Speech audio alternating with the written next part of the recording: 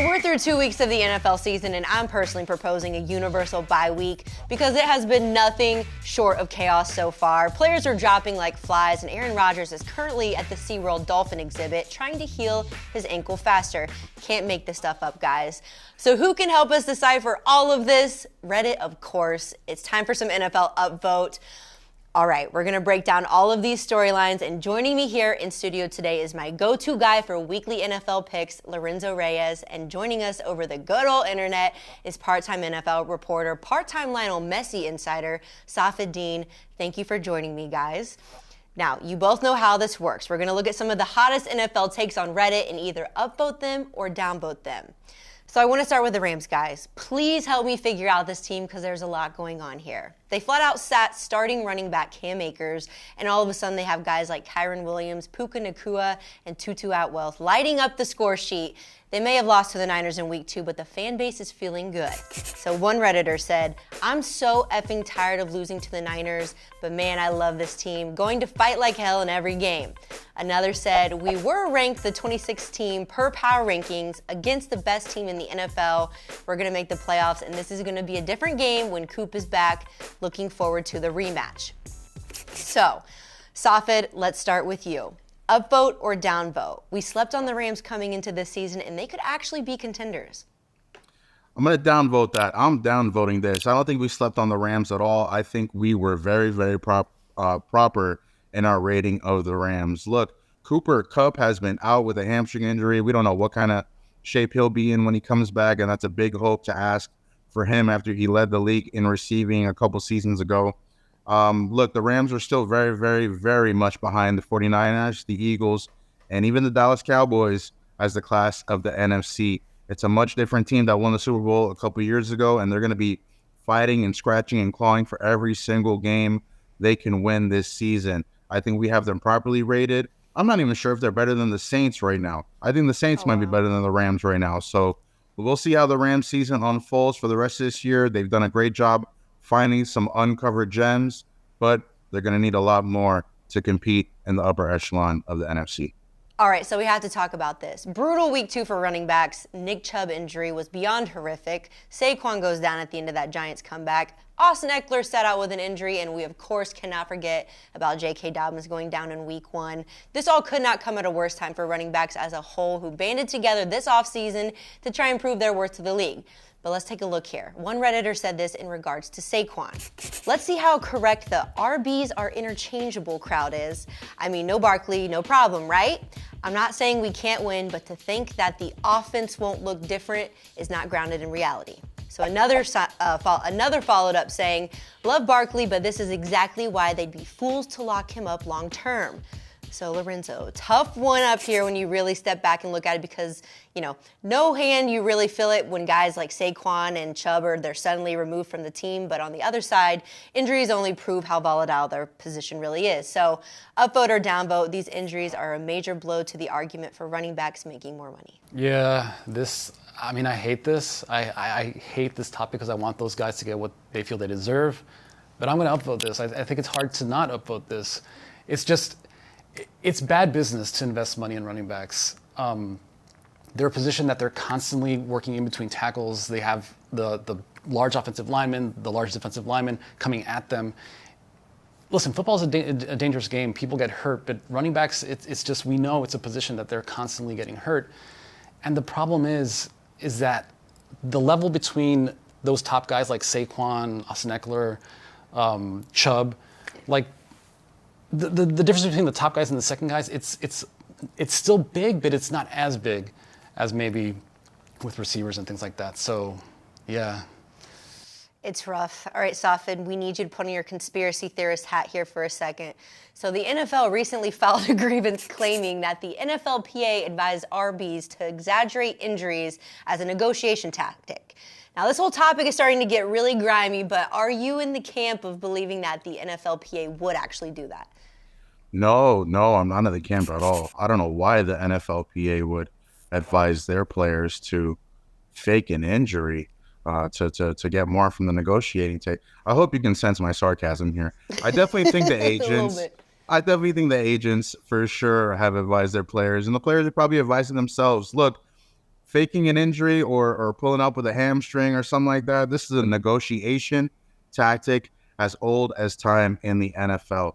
Players know they have to protect their interest. And like Lorenzo said, this is not really great for what's going on in the running back market right now. This is only giving owners more ammunition to not pay running backs and draft younger running backs and get rid of them after their first contract and go get another one, instead of paying the top premium guys money that they deserve, like other positions in the NFL.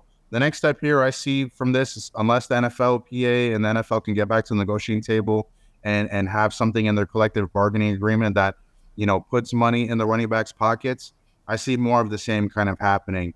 And I see even the owners maybe taking, a million here, a million there from other players at other positions if they have to fill or have to pay a running back more than they need to. All right, let's hop over to the Bucs here for a minute. Are we believers? That was super corny, but they're 2-0, but not too many folks out there were predicting that. Bucs fans, though, they're feeling pretty good right now. Keep in mind, they beat the Nightmare Bears in Week 2. More on them in a minute, but one Redditor said this about the Bucs. I am going to say this right now with caution. If Baker keeps up this level of play through the season, then I say we have our franchise quarterback. I like a lot of what I'm seeing. Some things need to be addressed, but his decision-making skills are top-notch so far. Another user took a shot at it saying, national media barely pays any attention to what's happening to the Bucs. Unless there's something like Brady, they're clueless. Well, I just so happen to have the national media right here. So Safid, let's start with you. Upvote or downvote? We all slept on the Bucs and Baker Mayfield, even though he looks equipped to lead this team on a real run. Downvote. We did not sleep on them. They deserve to be slept on. Look, we're going from Tom Brady to Baker Mayfield. All right, let's just, I don't think that much more needs to be said about that. Congrats to the Buccaneers. Congrats to Tampa Bay for going 2-0. They're going to be in for a rude awakening this week when the Eagles visit them. But I will say this, the Bucs are a lot better shape than a lot of other NFL franchises. You got Mike Evans, you got Chris Godwin. There's not many other receiver duos better than them in the NFL. They found a little bit of running game, and Baker Mayfield has been put in a position to have some success, which is all great for him and all great for the franchise. But they got to go through the crazy NFC South. I'm not sure if they're better than the Saints again. And that division is just so ugly that whoever comes out on top, we're not going to be excited to see them in the playoffs anyway. So let's continue to see Baker Mayfield run over guys and show his enthusiasm, but I'm still going to be down on the Bucs this season. I always love your honesty, Safid. So Lorenzo, are you buying into the Baker hype?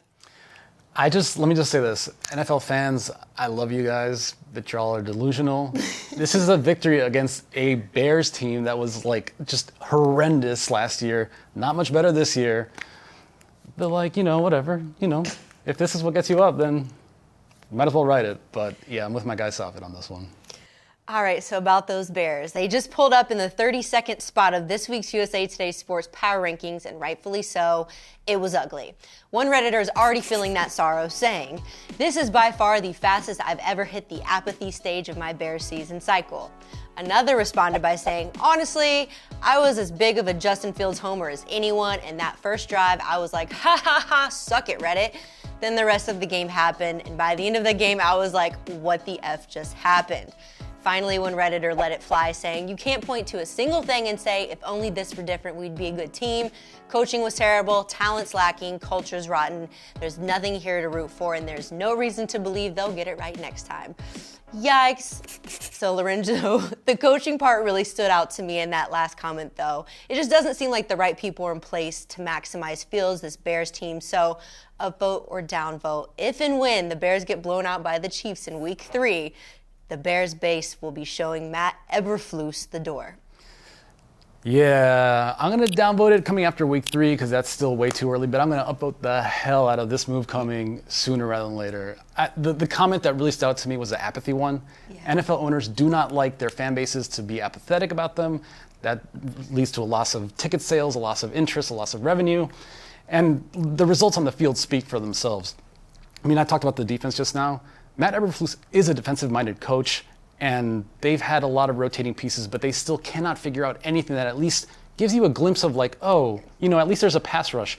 They're literally, they can't get to a quarterback. They can't do anything. And then you look at Justin Fields. I feel so bad for Justin Fields. I think the problems in the Bears offense have been so bad that they've completely messed with his process. He's not seeing the field properly. He's making terrible decisions. I'm worried that they're on the verge of breaking him as an NFL quarterback, and it's a shame because he has a lot of talent. Yeah. Safid, anyone else you think might be sitting on a very hot seat early on in the season here? Yeah, the only name that sticks out to me is Brandon Staley with the Chargers. Look, they're 0-2 already this season. Justin Herbert is obviously off to a rough start with Kellen Moore as the new Chargers offensive coordinator. But look, when you look at the big picture with the Chargers, they've lost some really close games by a matter of points. I think three of their last 4 games that they lost have been really decided by less than 3 points or so. They can't get over the hump in close games. Things are a little bit too tight for them right now. I think they need some more time for Kellen Moore to kind of adjust with his offense.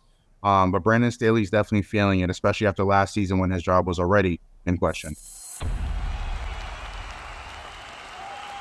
Hey, sports fans, if you want to see more conversations with athletes and stars, check out these videos right here and be sure to subscribe for more from USA Today Sports.